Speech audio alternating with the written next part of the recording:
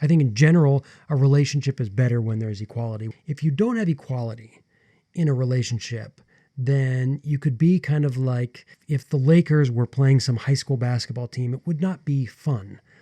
Part of what's fun is that there's actually parity, there's equality, and that in, say, men's professional sports, and that's what makes it exciting. That's what means some teams win and some teams lose, and they can kind of go back and forth. So that's what's exciting about it.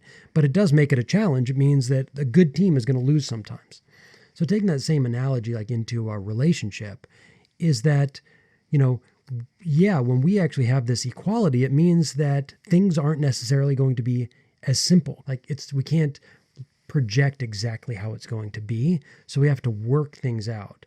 And I think that's a really great thing. But we also, if we don't acknowledge that it comes with challenges, serious challenges for both sides, then we can kind of start looking back and saying, actually, before equality, when we had a very clear division of labor, that was better.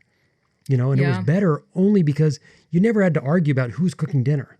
Literally, you go back 100 years ago and not even 100 years ago, or in America, but some places still today in the world, it's like the division of labor is so clear about who does what that it's not even a topic of conversation. Yeah. When we go to your aunt and uncle's house, for example, there was never a question of should your uncle get up and make tea. No. That was never a question. It's not a question. And how nice is that in some ways, right? To know that we just know. And you know what? Who had to make sure the bills got paid? My uncle. And that was never a question. Your aunt never just like, oh my gosh, how are we going to pay for the electricity? It just wasn't her responsibility. Yeah. So even how to define what equality is I think that's in the modern world where you start keeping score. Because you're like, I'm doing this. What is that place where it's actually equal? Right. And now we want to do that. And then we do a thing of assigning values. So I hear a lot of times in some of my men's stuff is men will say, hey, I'm doing all this other stuff, so I shouldn't have to do these other things. As though earning money in a job outside of the household now has greater value than cooking dinner.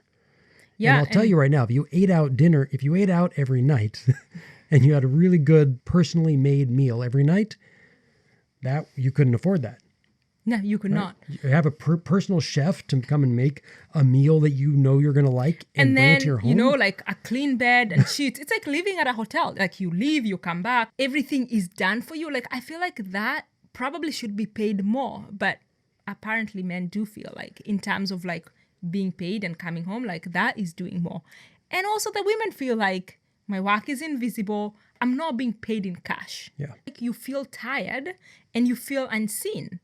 I think that is what happens. People do stuff and not necessarily wanting to be appreciated, but you do want to be appreciated. And so when I'm feeling I'm doing more, it comes from a place of I'm not feeling fully appreciated. Yes. So that kind of comes to one of the things you wanted to talk about, which is actually showing gratitude, being grateful and speaking it.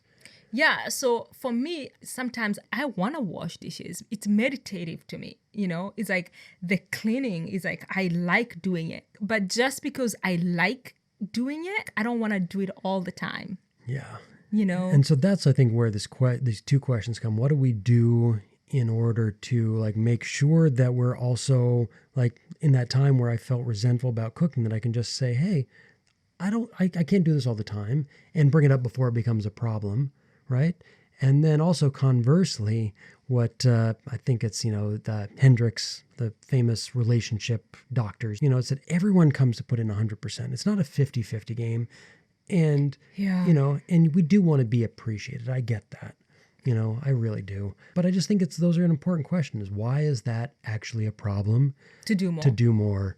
And if we both feel like doing more is an honor and a privilege because I'm doing more for the relationship. That's great. If bigger is better, if more is better, then doing more for the relationship, doing more for the love should be great. According to that research we read today is couples who do more, who show up more, actually have better relationship. They have better sex. And it's not just about getting off. It's that, when you're having more sex, that also is a reflection on your intimacy, on your trust with each other, on the general health of a relationship.